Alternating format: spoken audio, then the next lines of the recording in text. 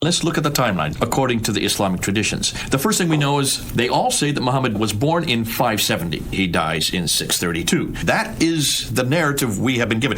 Where do you think this story comes from? When would you have liked them to be written down? I mean, now, looking back, you would have loved for these things to be written almost immediately or within the lifetime of Muhammad or like right after. Yeah, by an where eyewitness. You have eyewitness accounts. Like we have with Jesus Christ. John and Matthew wrote down exactly what they remember seeing, and they wrote down what they remember hearing within 40 to 60 years after Christ's death. I would assume the same thing of Islam. Let me show you what we now know. Muhammad's death, 632. By this time, everything he said and did should now start to be written down. Let's see the first biography. The first biography, what Muhammad did, is written by this guy here, Ibn Ishaq. Right. Look at his date, 765. We're talking about 130 years later. So then who wrote this? Not Ibn Ishaq. This is the guy that wrote it, Ibn Hisham. Look at his dates, 833. You're talking about 70 years later. Ibn Hisham takes what he likes of Ibn Ishaq, throwaways what he does not like of Ibn Ishaq. So we don't have anything of Ibn Ishaq. We only have what Ibn Hisham. But there's another genre, and that's what we know as the sayings of the Prophet Muhammad. That is the Hadith. The first to write them down is Al-Bukhari.